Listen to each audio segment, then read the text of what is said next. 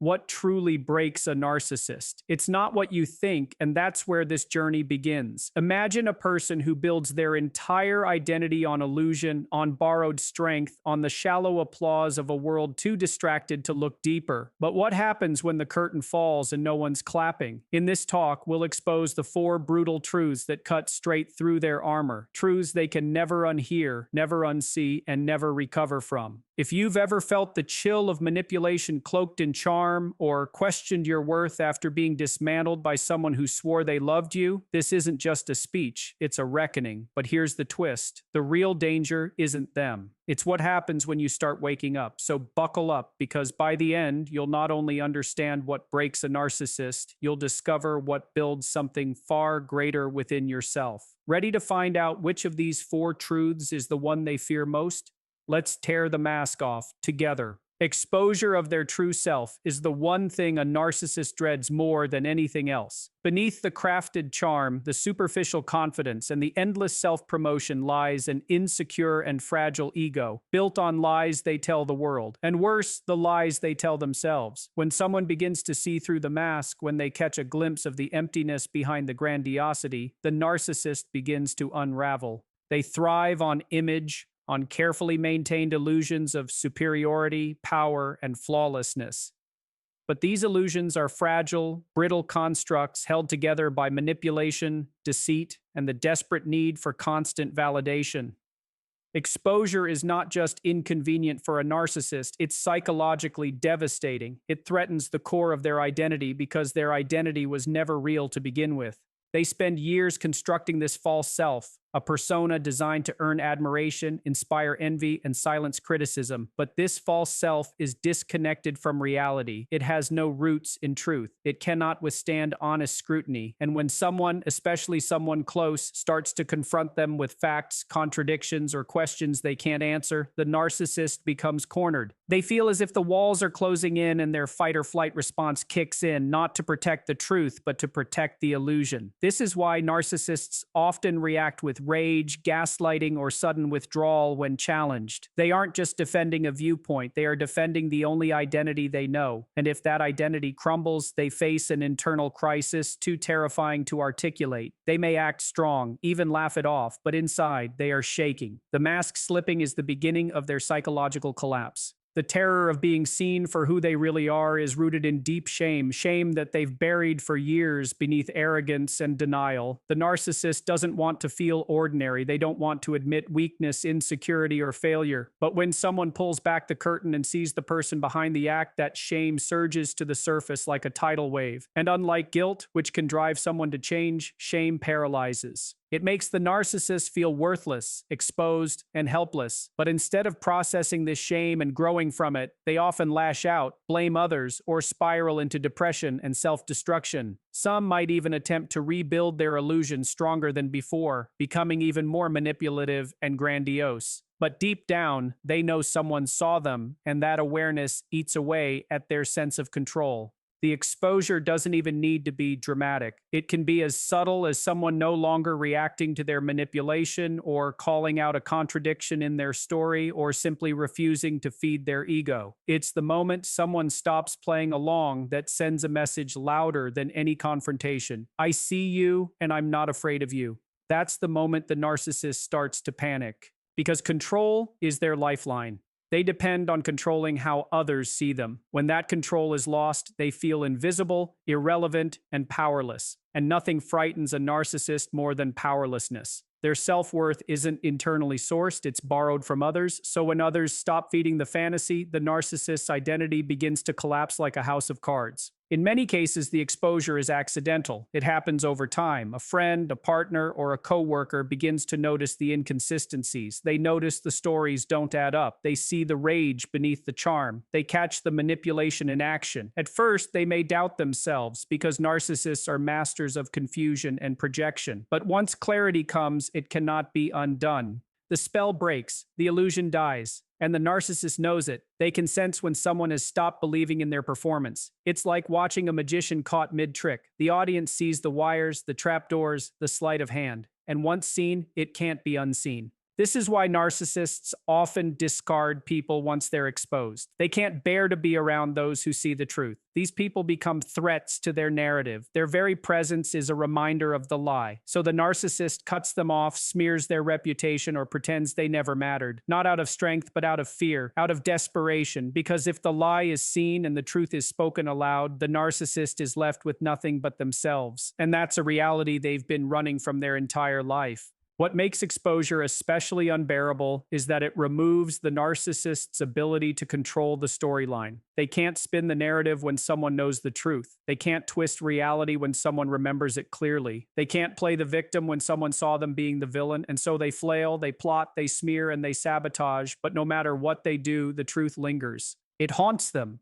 They may surround themselves with new admirers, new enablers, new pawns, but none of it feels as good as before because they know at least one person out there sees them completely and survived. That knowledge is like poison to the narcissist, a slow, unrelenting drip of reality that reminds them they aren't invincible. They aren't gods. They aren't even whole. For a narcissist, control isn't just a preference, it's an addiction. They don't form relationships to connect. They form them to dominate. Every smile, every compliment, every kind gesture they offer is calculated. It's a move on the chessboard designed to pull people into their web, to slowly dismantle their confidence, and then rebuild it in a way that centers the narcissist as the source of all validation. Control gives them power, and power gives them worth. Without that control, they feel invisible, insignificant, even endangered. So when a victim begins to break free, when they start thinking for themselves, questioning the narrative, or pushing back against manipulation, the narcissist feels as though their world is falling apart. It's not just the loss of a person, it's the loss of their mirror, their puppet, their emotional supply. And that loss cuts deeper than they will ever admit.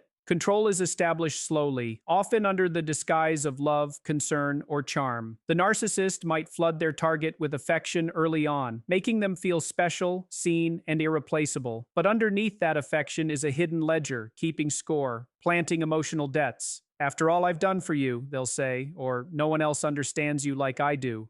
These aren't expressions of love. They're chains disguised as compliments. The goal is always the same: create dependency.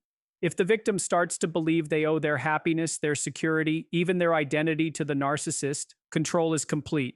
But this is where the narcissist underestimates the human spirit. People grow, they learn, and eventually many begin to see the pattern. That's when things begin to shift. The moment a victim starts asking questions is the moment the narcissist begins to lose grip. The first challenge to their authority, no matter how small, feels like a betrayal. Why? Because in the narcissist's mind, victims aren't supposed to think for themselves. They're supposed to comply, to admire, to obey. The illusion of superiority only holds when no one pushes back. But when a victim starts to trust their own judgment again, when they recall who they were before the manipulation began, the narcissist feels a sense of panic. It's like watching sand slip through their fingers. No matter how hard they try to tighten their grip, it's already too late. The person they once controlled is awakening, and that awakening is terrifying to someone who only knows how to relate through domination. Narcissists react to this loss of control with desperation. They may escalate their manipulation using guilt, anger, or even threats. They might suddenly become the most caring partner or friend again, as if they've changed overnight. This is not growth, it's strategy.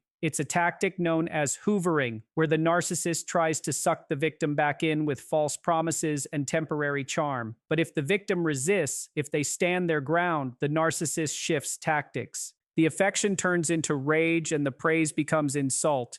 They begin to smear, belittle, and sabotage. Because if they can't control the victim, they'll try to destroy how others see them. They'll rewrite the story so they can still play the hero or the victim in someone else's version of events. What makes this loss of control so shattering for the narcissist is that it forces them to confront their powerlessness. They are so used to bending others to their will that genuine resistance feels unnatural. But the resistance isn't just personal, it's symbolic. It reminds them that they are not godlike, not infallible, not irresistible. It reminds them that people can walk away, heal, and even thrive without them. And this awareness is unbearable. They've spent their lives building a world where they are the center, where others revolve around them. So when someone breaks the orbit and flies free, the narcissist is left with a void they cannot fill. Control, for them, was never just about dominance. It was about survival. They used it to quiet their own insecurities, to shield themselves from the deep fear of being unworthy or unloved. But once the control is gone, those fears resurface. The echo of their own inadequacy becomes deafening, and rather than face it, they often seek new victims, new mirrors to reflect the illusion. But it never feels quite the same, because every person who escapes leaves behind a scar on their narrative, a crack in the mirror, a reminder that their control is not absolute.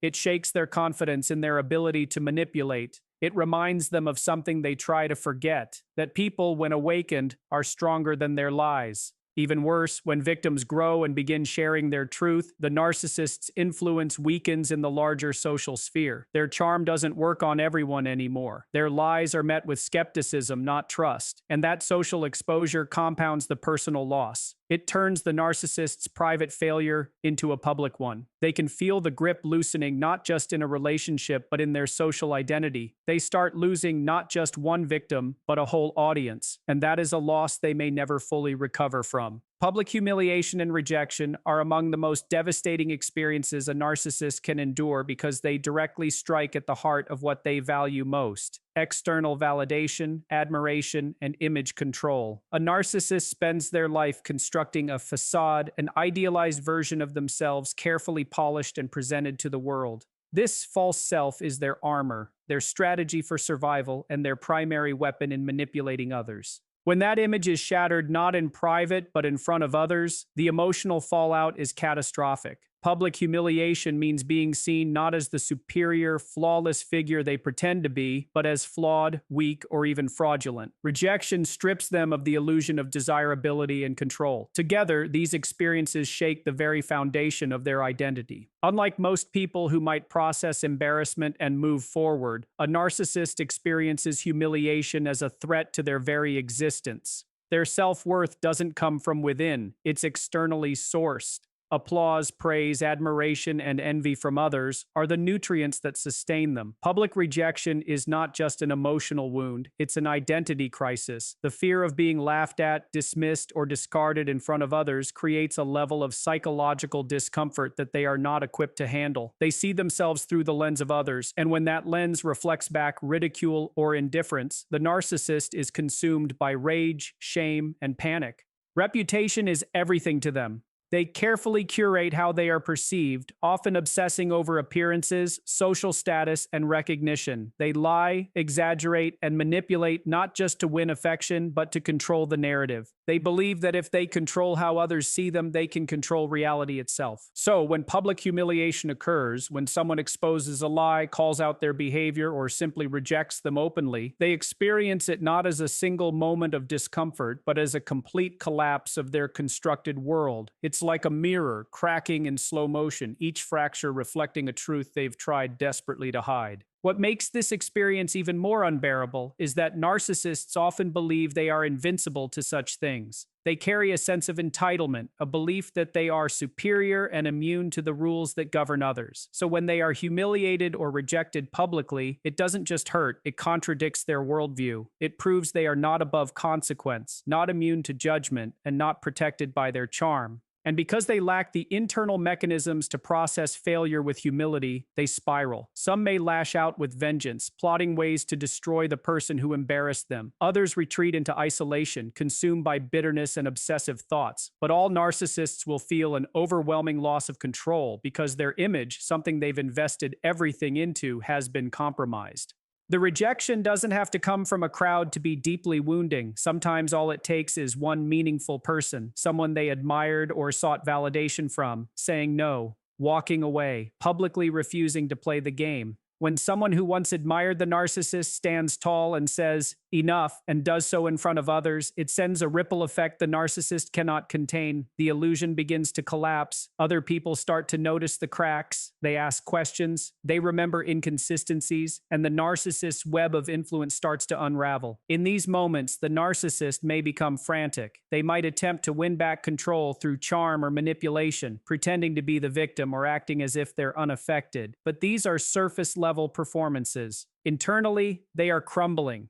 They fear becoming irrelevant, forgotten, or ridiculed. And in their world, these are not just fears, they are nightmares. A narcissist without an audience is like a magician with no stage. The performance ceases to matter when no one is watching. And once people stop believing in the act, the narcissist feels naked, vulnerable, and unprotected. Sometimes this kind of rejection leads to long-term identity confusion. Narcissists may struggle to rebuild their image after a public fall from grace. They may reinvent themselves, change social circles, or attempt to rewrite history. But deep inside, they never forget the fall. It replays in their mind as a constant reminder that their power is not absolute, that someone somewhere saw through the illusion and had the courage to say it out loud. And because of this, public humiliation becomes a wound that never fully heals. It festers beneath the surface, fueling their future behaviors, their future manipulations, their future need to be admired at any cost. What makes public humiliation and rejection so uniquely devastating is that it combines two of the narcissist's greatest fears: being seen for who they really are and being discarded because of it. It's not just about embarrassment, it's about being unmasked and abandoned. And for someone whose entire self-worth depends on how others see them, that's a punishment worse than anything they can inflict on others. They can't cope with the idea that they might not be adored, respected, or envied. They can't bear the thought that people laugh at them rather than with them, and they certainly cannot stand to be irrelevant in the eyes of others.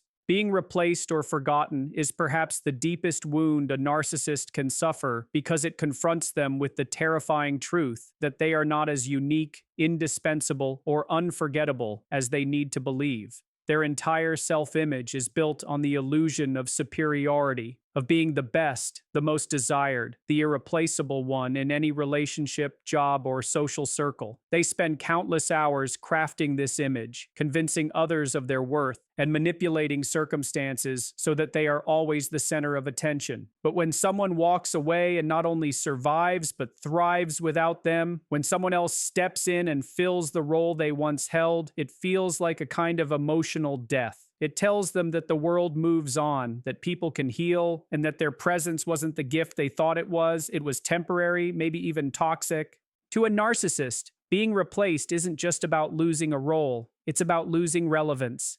They equate their value with how much others need them, fear them, or obsess over them. If a former partner finds love again, if a friend finds better support, if a workplace promotes someone new, the narcissist sees this not as a natural part of life, but as an act of betrayal. It threatens their internal narrative that they are exceptional, that no one can do what they do or offer what they offer. The new person in their place becomes a symbol of their worst fear, that they are forgettable, ordinary, or worse, expendable. This fear can drive them into obsessive behaviors. They might stalk social media, compare themselves to the new person, or try to insert themselves back into the life of the one who moved on. But underneath the anger or jealousy is something far more fragile, an identity falling apart. Narcissists rely on others to reflect their worth back to them. When they are replaced, that mirror is shattered. There is no reflection left to admire, no echo of their importance. The silence where they once expected praise becomes unbearable. It reminds them that they were never the only one, and perhaps not even the best one. And since their self-esteem isn't rooted in reality but in illusion, even a minor comparison can spiral into deep insecurity and emotional chaos. Being forgotten in many ways is even worse. Rejection stings, but invisibility destroys. If someone no longer thinks about them, talks about them, or reacts to them, the narcissist loses the one thing they crave most: emotional impact. They want to be remembered, feared, envied, or desired, but they cannot stand to be irrelevant. When someone they once controlled simply forgets them, it feels like their existence has been erased. They often try to provoke a reaction just to feel something, even if it's hate. Indifference to a narcissist is like a death sentence. It denies them the attention they live for. It reminds them they're not the center of the universe, and it forces them to face the part of themselves they avoid at all costs, the part that's ordinary, vulnerable, and deeply insecure. What's especially painful is when the people they once mistreated find peace, strength, and joy in their absence. That happiness becomes a mirror that reflects the narcissist's failure, not just as a partner or a friend, but as the illusion they tried so hard to uphold. They can't comprehend how someone they once broke can now be whole, how someone they once diminished can now shine, and they can't stand the idea that someone else, someone new, might be giving that person the love or support they were supposed to provide. It reopens the deep wound of not being enough, a wound they've tried to cover with arrogance and manipulation. Being replaced turns that wound into a bleeding reminder that their power wasn't real, it was borrowed, and it's gone. To avoid this reality, narcissists may rewrite the story in their mind. They may convince themselves that the new person is inferior, that the one who left them is deluded, or that it's only a matter of time before they come crawling back. But these mental gymnastics can't mask the truth for long. The world doesn't stop turning because they're not in it. People don't stop living because they left. And with every day that passes without acknowledgement or attention, the narcissist feels their influence fading. They may project confidence and act unbothered, but the emptiness grows louder. Their ego, once inflated by constant validation, starts to deflate. And with it, the illusion begins to crack. In the narcissist's world, permanence is power. They want to leave marks that can't be erased, memories that never fade, roles that can't be filled. But reality doesn't cater to that fantasy. People heal, they grow, they discover their worth. And when they move on, not just physically but emotionally, the narcissist loses more than just a person. They lose their reflection, their validation, their sense of self. Being replaced or forgotten forces them to face the terrifying possibility that their presence wasn't as impactful as they believed, and that their absence isn't as devastating as they hoped it would be.